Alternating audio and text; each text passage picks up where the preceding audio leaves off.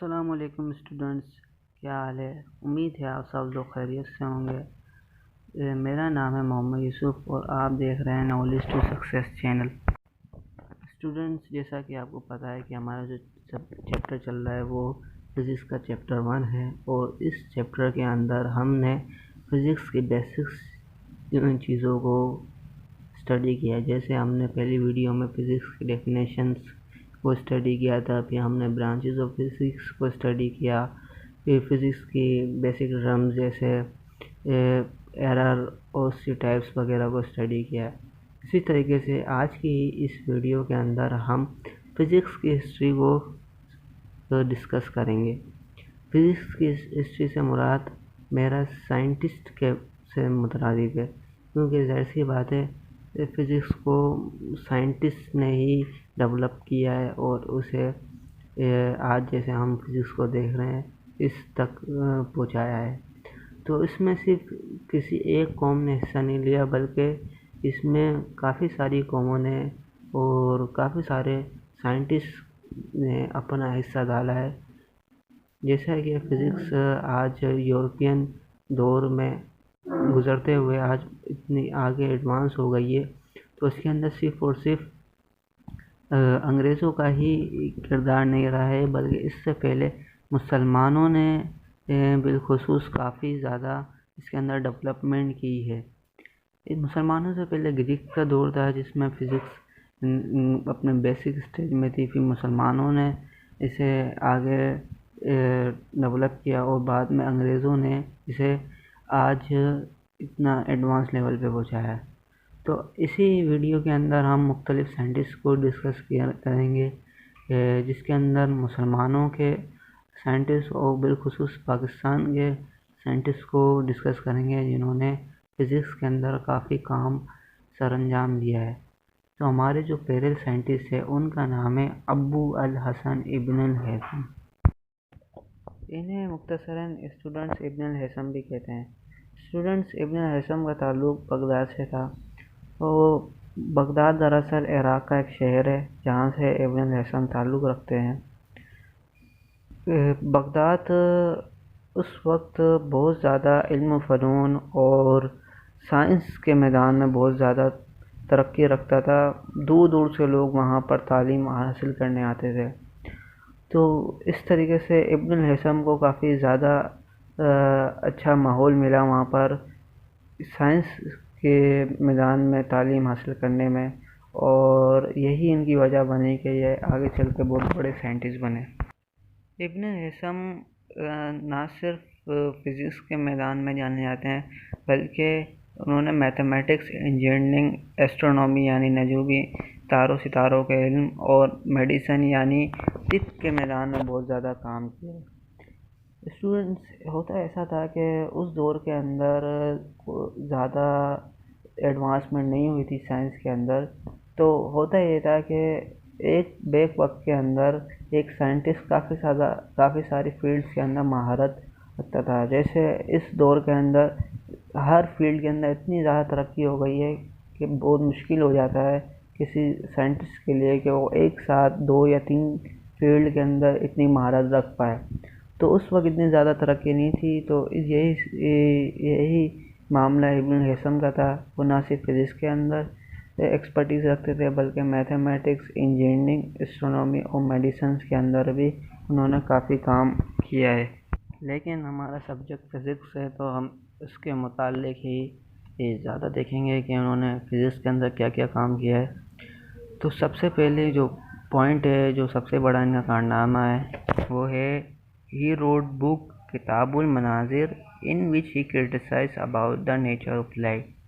یعنی ان کا سب سے بڑا کام ہے، ان کی ایک کتاب ہے جس کا نام ہے کتاب المناظر۔ کتاب سے تو اسٹوڈنٹس آپ سمجھ سکتے ہیں وچ مینس بک، مناظر منظر سے نکلا ہے، مطلب کسی چیز کو دیکھنا، کوئی منظر، تو اس کا مطلب ہوا منظر کی کتاب، یا پھر دا بک آف ویژن، یعنی وہ کتاب جس کے اندر دیکھنے سے متعلق بات چیت گئی ہو۔ تو اسٹوڈنٹس ان کی کتاب کے اندر انہوں نے بات کی ہے وہ ہے نیچر آف لائٹ کے بارے میں، یعنی لائٹ کی خصوصیات کے بارے میں دیکھنے سے متعلق انہوں نے کافی تفصیل سے بات چیت کی ہے۔ اسٹوڈنٹس ہوتا یہ تھا کہ جو مسلمانوں سے جو پہلے سائنٹسٹ تھے، گریک سائنٹسٹ اور دوسرے سائنٹسٹ، انہوں نے بھی لائٹ کے اوپر کام کیا تھا، پر ان کا ایک بہت غلط نظریہ تھا۔ وہ یہ تھا کہ وہ یہ سمجھتے تھے کہ جو انسان کسی چیز کو دیکھتا ہے تو ہوتا یہ ہے کہ روشنی پہلے انسان کی آنکھ میں جاتی ہے، پھر اس سے اس آبجیکٹ کے اوپر پڑتی ہے انسان سے آنکھ سے نکل کر، جس کی بنا پر وہ شخص کسی چیز کو دیکھتا ہے۔ جیسے کہ آپ اس تصویر میں دیکھیں، آبجیکٹ ڈی کے اندر جو آپ کو تصویر نظر آ رہی ہے، اس میں آپ دیکھ سکتے ہیں کہ لائٹ بلب بنا ہوا ہے، یعنی سورس آف لائٹ ہے وہ، جس سے روشنی نکل رہی ہے، وہ پہلے پڑ رہی ہے انسان کی آنکھ پر اور پھر وہ پڑ رہی ہے آبجیکٹ کے اوپر۔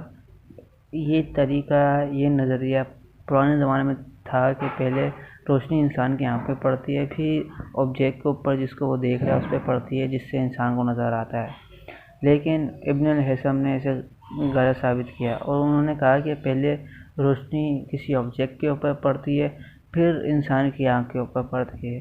اسے آپ ایک سمپل سی ایگزامپل سے سمجھ سکتے ہیں کہ ایک مثلاً ایک ٹارچ ہے، صحیح ہے، اور آپ کیا کرتے ہیں؟ آپ کو کوئی چیز دیکھنی ہوتی ہے تو کیا آپ اپنی آنکھ کے اوپر مارتے ہیں یا کسی جو آبجیکٹ آپ جو دیکھنا چاہ رہے ہیں اس کے اوپر مارتے ہیں؟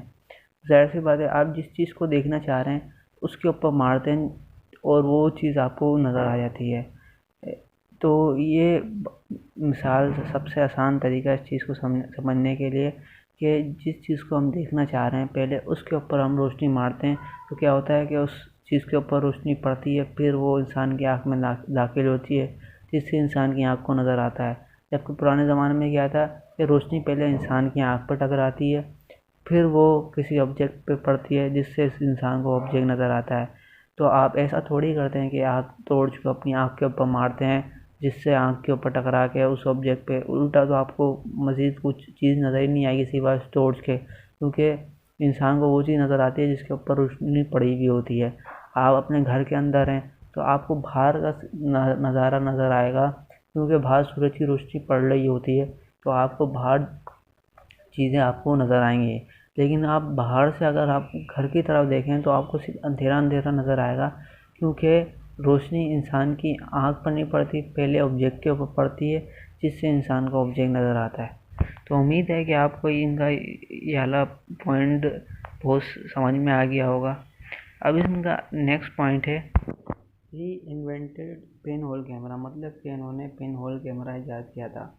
تو پن ہول کیمرہ اصل میں ہوتا کیا ہے، اس تصویر میں دیکھیں، پن ہول کیمرہ دراصل میں ایک طرح کا باکس تھا جس کے اندر ایک پن ہول جتنا سوراخ کیا ہوا تھا، اور ہول کے ذریعے ابن الہیثم نے مختلف چیزوں کا مشاہدہ کیا، اور اس پن ہول کیمرہ کی مدد سے انہوں نے دو نتیجے میں پہنچے۔ ایک نتیجہ میں نے پہلے بھی آپ کو بتا دیا ہے کہ انہوں نے یہ بتایا کہ روشنی پہلے کسی آبجیکٹ پہ پڑتی ہے، پھر جا کے انسان کی آنکھ میں جاتی ہے، پھر انسان کو نظر آتا ہے۔ ایسا نہیں ہوتا کہ پہلے انسان کی آنکھ پہ پڑتی ہے پھر جا کے کسی آبجیکٹ پہ پڑے۔